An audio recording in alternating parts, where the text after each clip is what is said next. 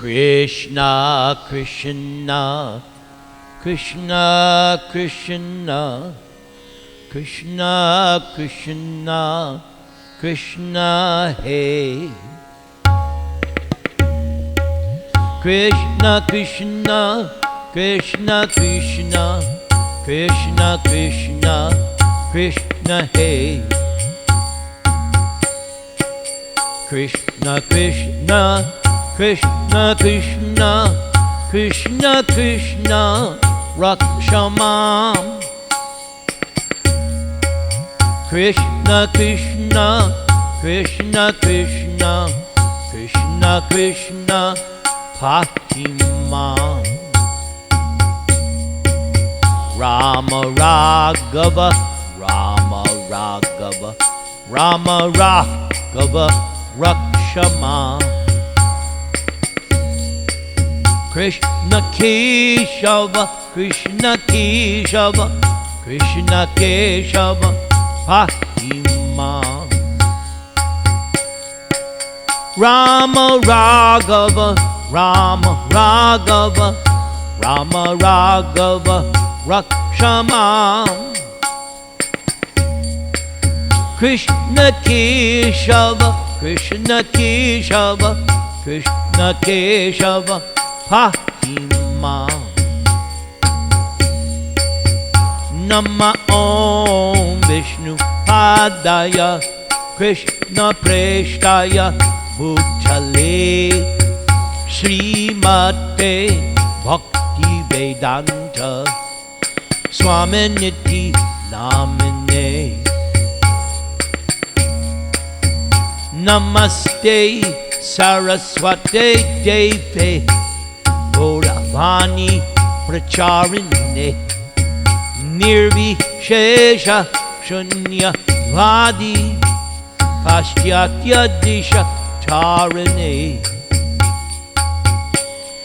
Sri Krishna Chaitanya Prabhu Nityananda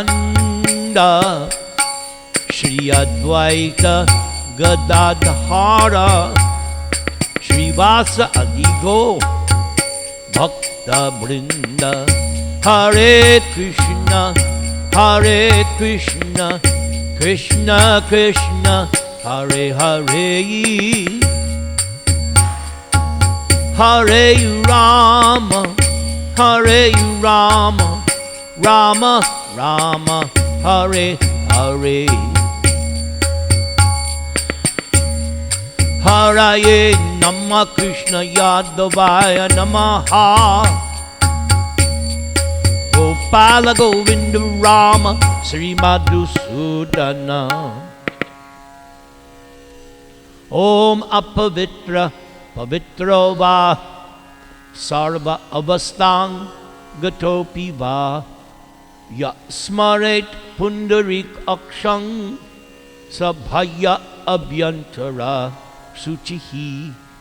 Shri Vishnu, Shri Vishnu, Shri Vishnu.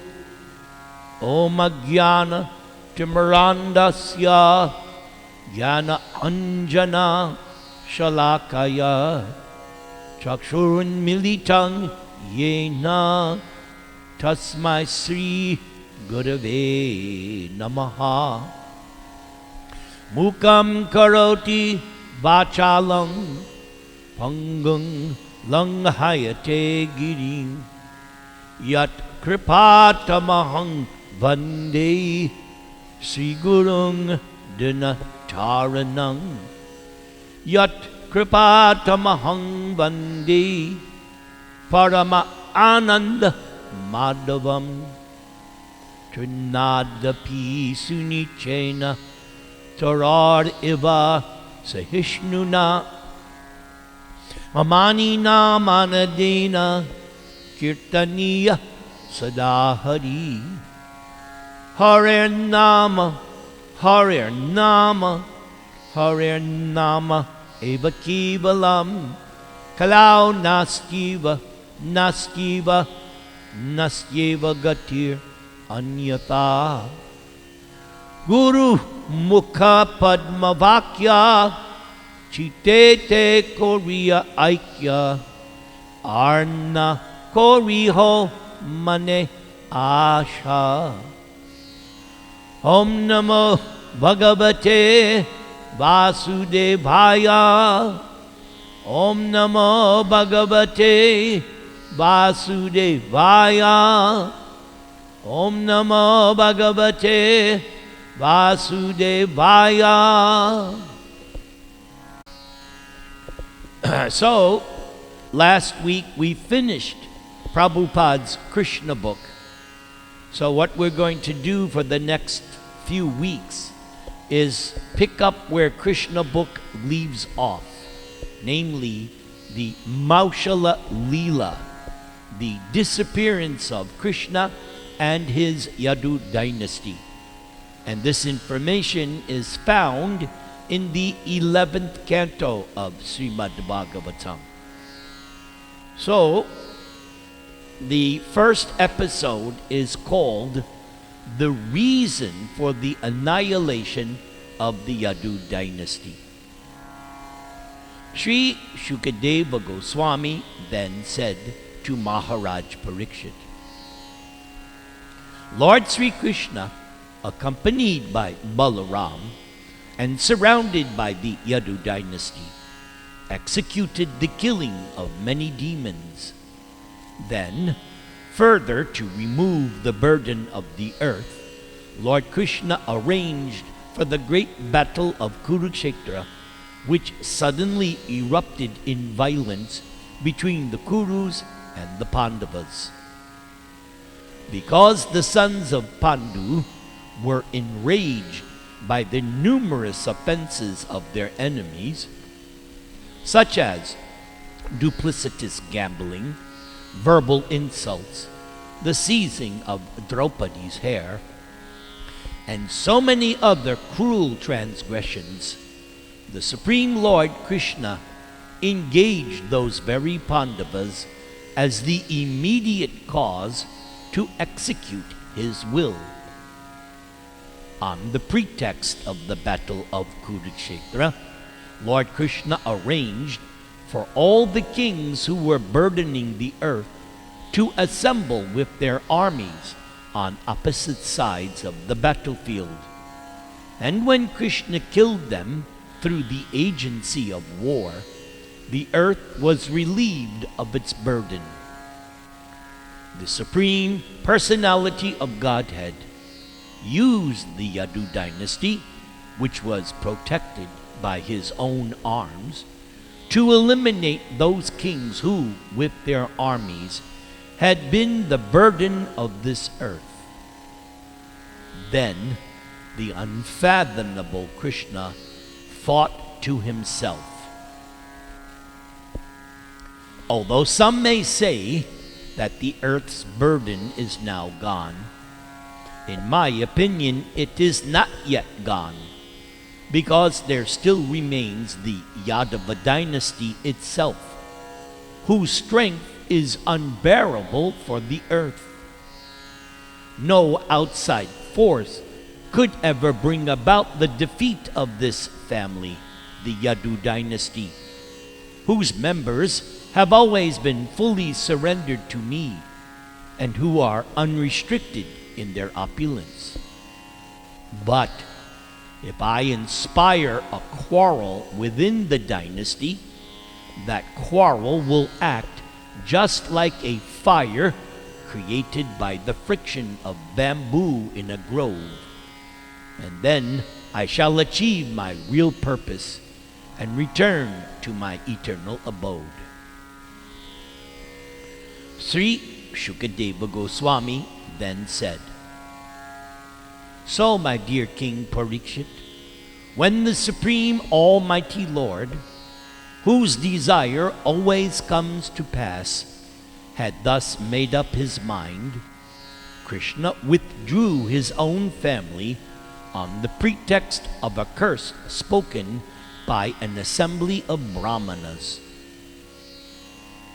StMoritz loka lavanya nirmuktya lochanang nirnam girbhistha smaratang chittang padaistan ikshatang kriyaha.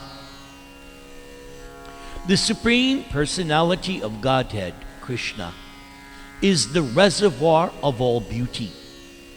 All beautiful things emanate from Krishna, and Krishna's personal form is so attractive that it steals the eyes away from all other objects, which then seem devoid of beauty in comparison to Krishna. And when Lord Krishna was on this earth, Krishna attracted the eyes of all people.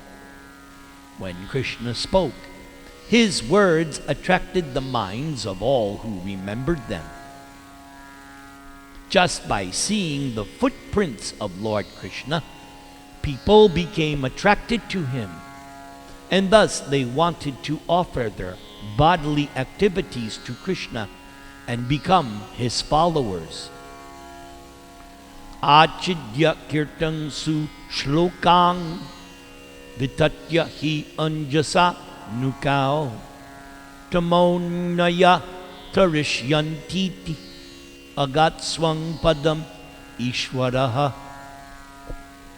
And so, in this way, Krishna very easily spread his glories, which are sung throughout the world by the most sublime and essential Vedic verses.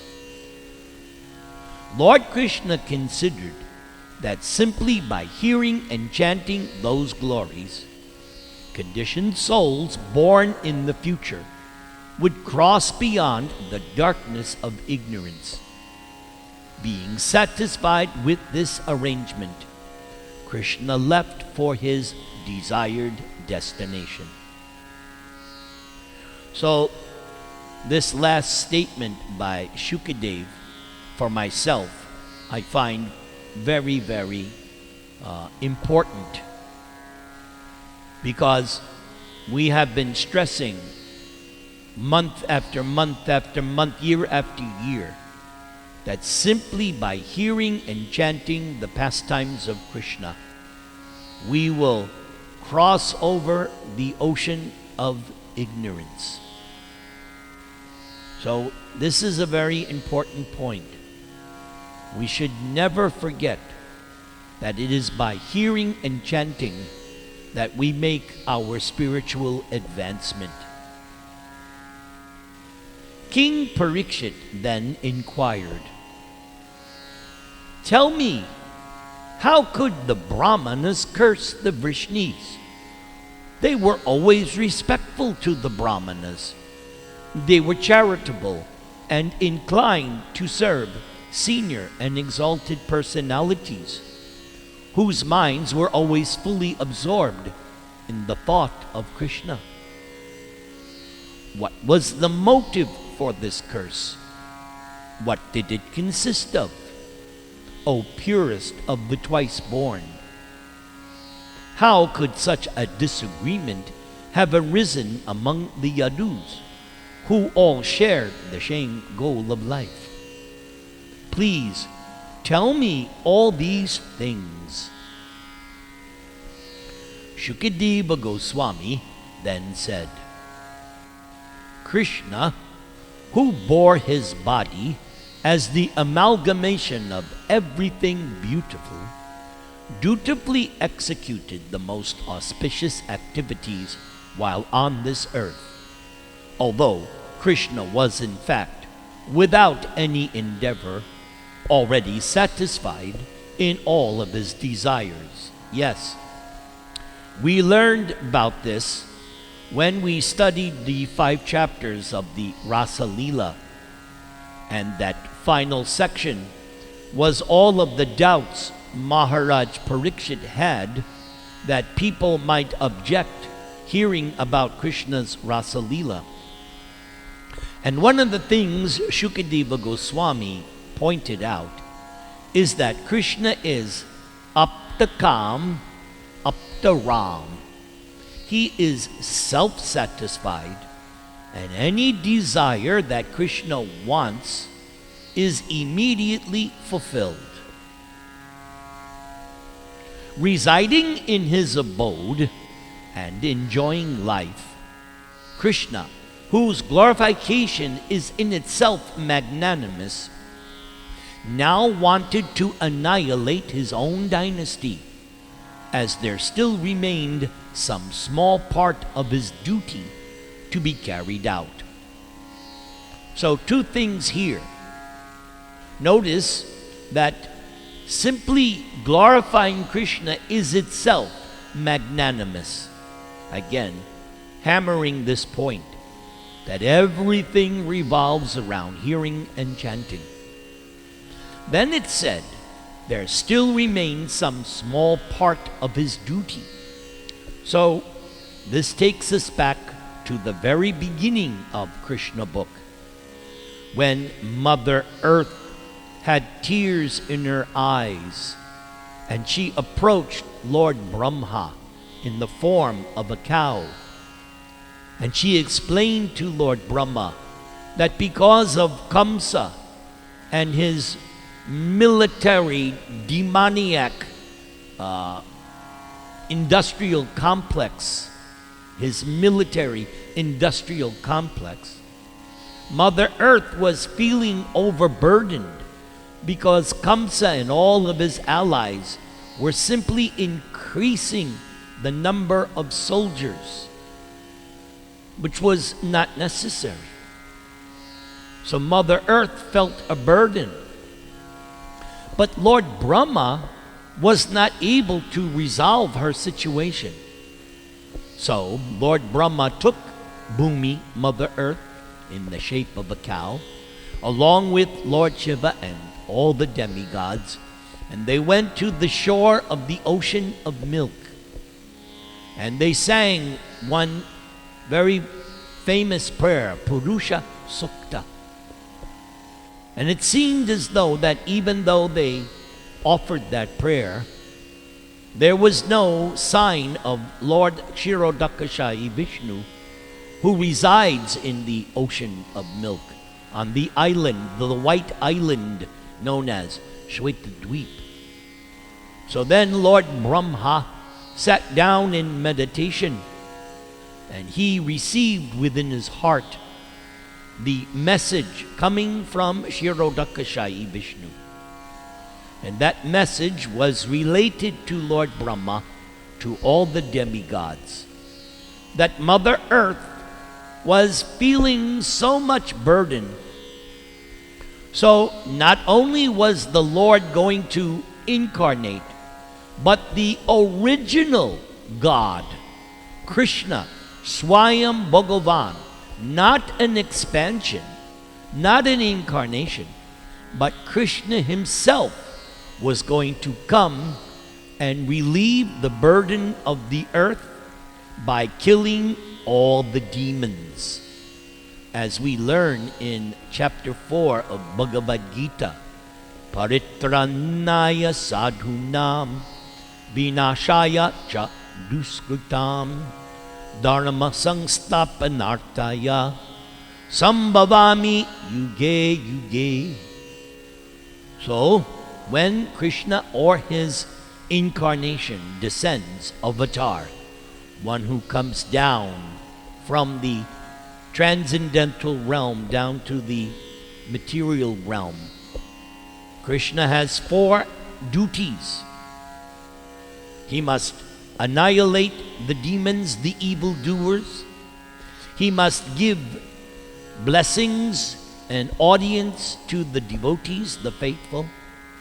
He must establish the real religion, the true religion, the Sanatan Dharma, the eternal religion, and kick out all kinds of irreligion. Same thing Krishna says towards the end of Bhagavad Gita, Sarva Dharman Parityajya Mam Ekam Sharanam Vraja. Krishna's commandment to Arjuna and to all of humanity is that one should give up all so-called religious dharmas or religious concepts and simply surrender to Krishna, exclusively Mam Ekam. So this was the reason why Krishna came and stayed for 125 years. And as we see, even after the battle of Kurukshetra, Krishna considered his own family to be still the last burden for Mother Earth. So we're going to hear how this all took place in the weeks to come.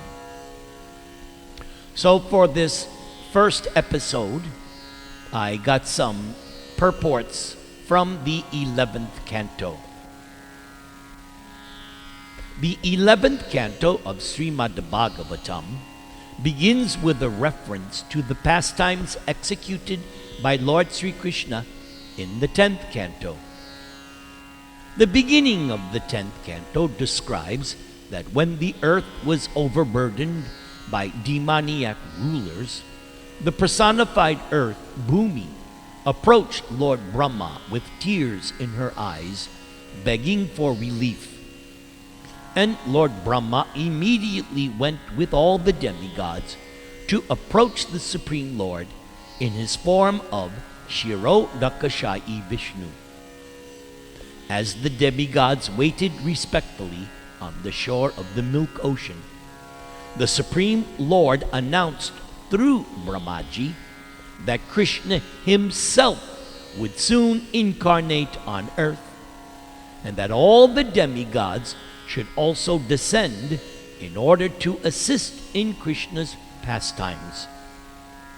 Thus, from the very beginning of Lord Krishna's appearance, it was understood that Krishna would descend to the earth to remove the demons. Although many demigods had taken birth in the Yadu dynasty to assist Krishna, some members of the Yadu dynasty were actually inimical toward Krishna. Because of their mundane vision of the Lord, they considered themselves to be on the same level as Krishna. Having taken birth in the family of the Supreme Personality of Godhead himself, they had inconceivable strength, and thus they misunderstood Krishna's supreme position. Having thus forgotten that Krishna is the Supreme Personality of Godhead, and that no one is equal to or greater than Krishna, they would constitute a great burden. And consequently, it was necessary for Krishna to remove them from the earth, even though they were in his own family. There is a popular saying that familiarity breeds contempt. To destroy the contemptuous members of his own dynasty, Krishna caused a quarrel among them. For this purpose, Krishna arranged for Narada and other sages to display anger against the Karshnas, the members of Krishna's family.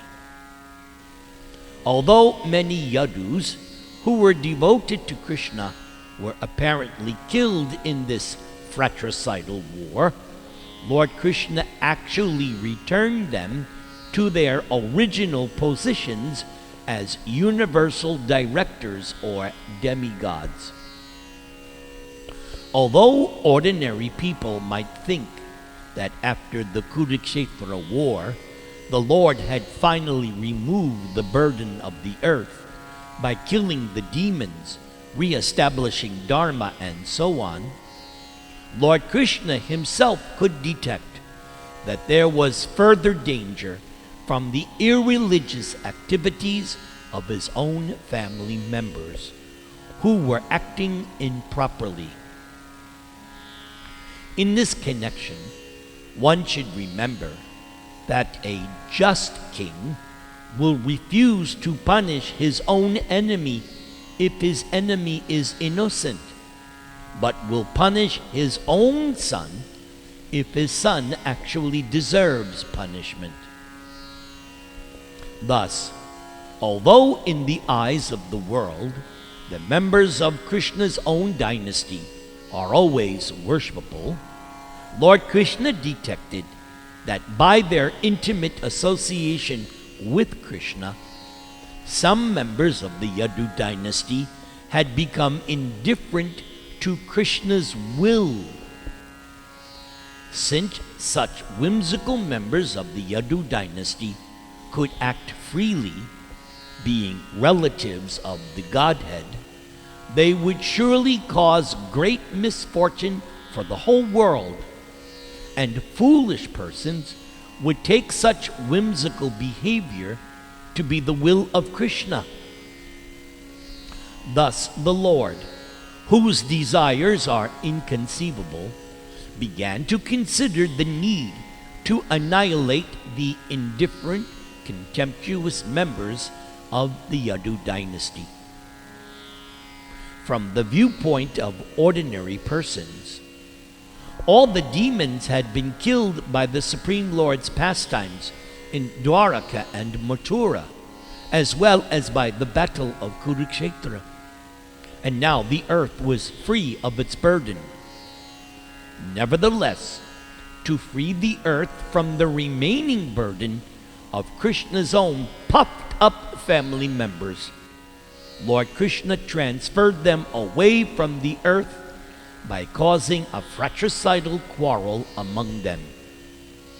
In this way, Krishna prepared for his own disappearance from the earth. We should understand that it is impossible for anyone, even the Lord's own family members, to understand Krishna's will completely.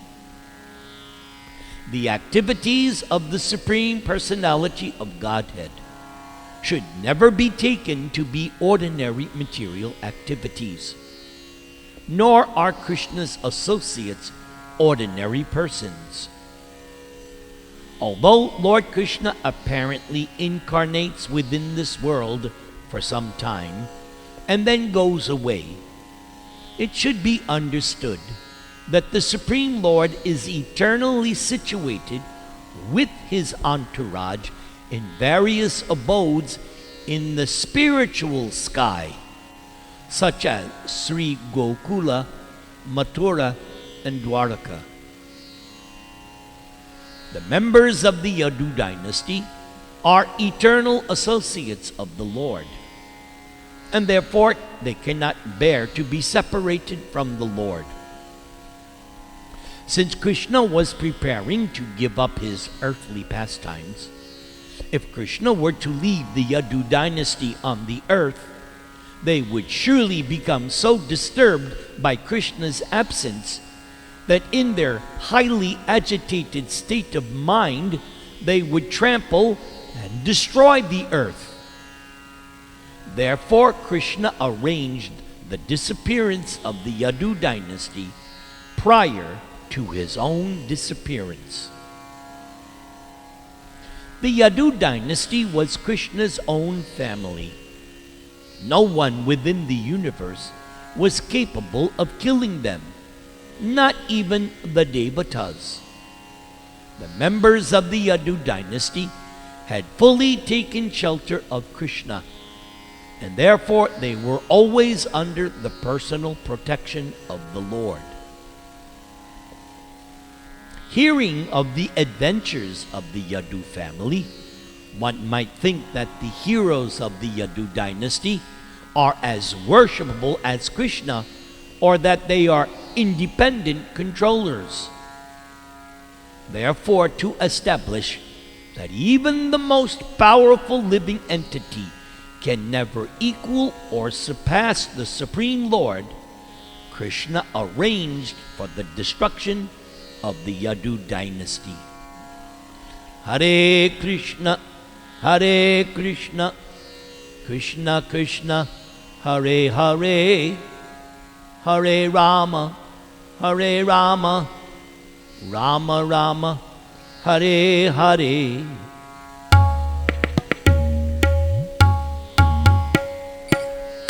Namaste Narasimhaya. Prahlad Aklad Dashine. Hiranya Kashipur Vaksha. Shilatankana Kalaye. Ito Narsingha Parato Narsingho. Yato Yato Yami Tato Narsingha. Bahir Narsingha Hridaye Narsingho. Narsingham Ading Sharanang Prapadye. Tavakara Kamala Varei. Nakam Adbhuta Sringam. Dalita Hiranya Kashipo. Tanu Bringam. Keshavadrita Nara Hadirupa. Jaya Jagadisha Hare. Jaya Jagadisha Hare. Jaya Jagadisha Hare. Keshavadrita Nrsimha Rupa. Jaya Jagadisha Hare. Jaya Jagadisha Hare. Jaya Jagadisha Hare. Jaya Jagadish. Jaya Jagadish. Jaya Jagadisha Hare. Jaya Jagadisha Hare. Jaya Jagadisha Hare. Om Tat Sat. Okay, so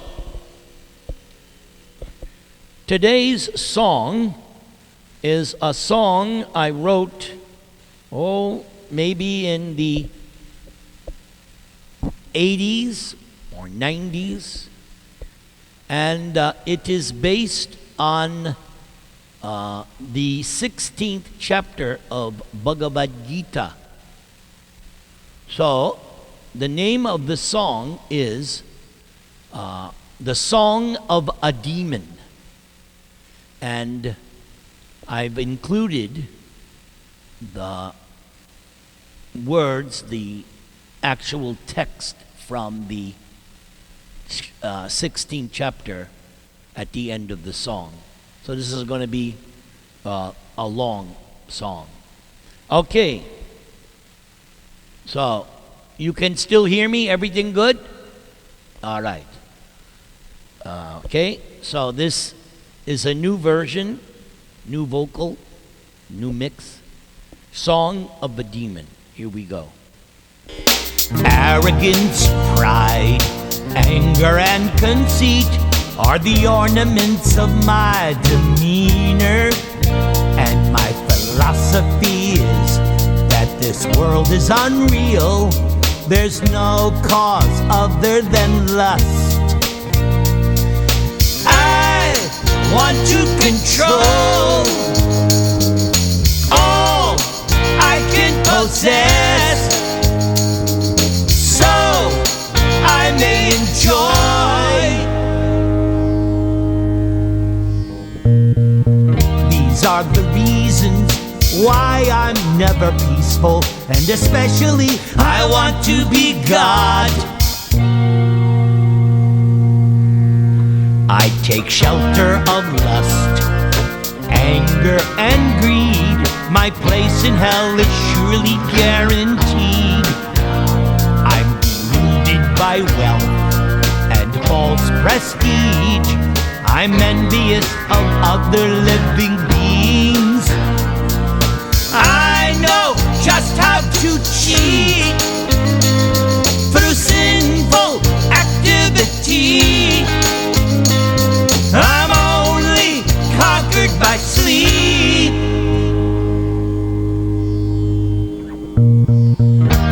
are the reasons why I'm always anxious, but most of all, I want to be God. So much wealth do I have today, and I will gain more according to my schemes. Here is my enemy whom I have killed. I am perfectly happy. There is none so powerful as me.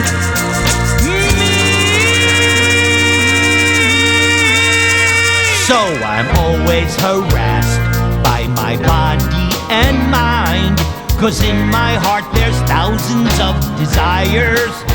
Until the end of my life, I'm simply trying to find the ways and means to gratify my senses. But why must I grow old? So why am I feeling sick? And why must I die? These are the reasons why I'm always fearful, but basically I want to be God. Why I'm never peaceful, and especially I want to be God. Why I'm always anxious, but most of all. So this is what the song is taken from, chapter 16. Krishna says in chapter 16 of Bhagavad Gita, Dambho darpo vimanascha krodha parushyam evacha agyanam chabijatasya partha sampadam asurim. Pride, arrogance, conceit, anger, harshness, and ignorance. These qualities belong to those of demoniac nature, O son of Pritha. Pravritting cha, navritting cha, jana na vidur asura, na shauchang napi chacharo, na satyang teshu vidyate. Those who are demoniac do not know what is to be done and what is not to be done. Neither cleanliness nor proper behavior nor truth is found in them. Asatyang apratishtang te jagad ahur anishwaram aparaspara sambhutang kim anyat kama hoitukam. The demons say that this world is unreal, with no foundation, no God in control. The demons say it is produced of sex desire and has no cause other than lust. Etang drishtim avashtabhya nashtat mano alpabuddhaya prabhavanti ugra karmana shayaya jagato hitaha. And following such conclusions, the demons, who are lost to themselves and who have no spiritual intelligence, engage in unbeneficial, horrible works simply meant to destroy the world. Kamam ashritya dushpurang dambha mana madan vitaha mohad grhit vasad grahan pravartante asuchi vrataha. Taking shelter of insatiable lust and absorbed in the conceit of pride and false prestige, the demons, thus illusioned, are always sworn to unclean work, attracted by that which is impermanent. Chintam aparimeyangcha pralayantam upashritaha kamo pabhoga parama etavad iti nishtitaha asha pasha shatayar badha kama krodha parayanaha ihante kama bhogartham anyayenartha sanchayan. The demons believe that to gratify the senses is the prime necessity of human civilization. And thus, until the end of life, their anxiety is immeasurable. Being bound by a network of hundreds of thousands of desires, and absorbed in lust and anger, the demons secure money by illegal means for sense gratification. Idam adya maya labdham imang prapsye manoratham idam astidam api me bhavishyati punardhanam asau maya hata shatrur hanishye chaparan api ishvaroham ahang bhogi siddhoham balavan sukhi adyo bijanavan asmi Konyosti sadrisho maya yakshe dasyami modishya iti agyana vimohitaha. So much wealth do I have today, and I will gain more according to my schemes. So much is mine now, and it will increase in the future more and more. Here is my enemy, and so I have killed him, and my other enemies will also be killed. I am the Lord of everything. I am the enjoyer. I am perfect, powerful, and happy. Why, I am the richest man, surrounded by aristocratic relatives. There is no one so powerful and happy as I am. I shall perform sacrifices. I shall give some charity, and thus I shall rejoice.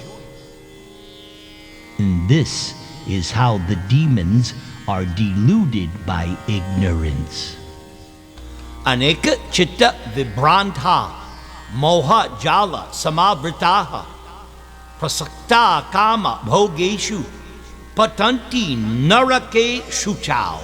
Thus, perplexed by various anxieties and bound by a network of illusions, the demons become too strongly attached to sense enjoyment and fall down into hell. Atma sambhavita stabdha dhana mana madan vitaha yachante nama yagyaste dambena vidhi purvakam. Self-complacent and always impudent, deluded by wealth and false prestige, the demons sometimes proudly perform sacrifices in name only, without following any rules or regulations.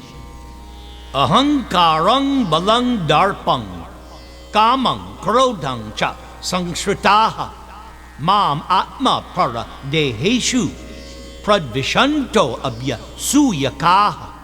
And so, bewildered by false ego, strength, pride, lust, and anger, the demons become envious of the Supreme Personality of Godhead, who is situated in their own bodies and in the bodies of everyone else.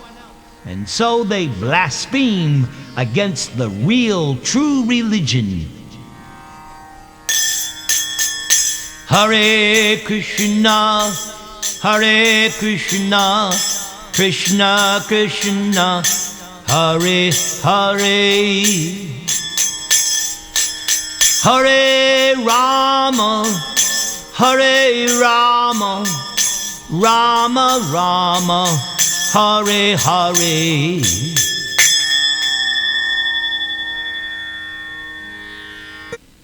Okay, let's unmute ourselves so we can have Ishtagoshti. And today we'll start with Ajit. We have not seen you for some time. I guess you were so involved in devotional service that you were in Samadhi. So welcome back, and you are gracing us with your divine presence, Maharaj. Hare Krishna. So I really like today's song. Mm-hmm. Great.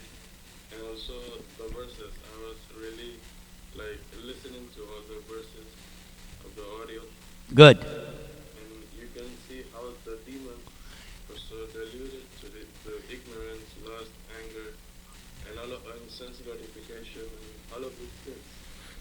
And they cannot understand that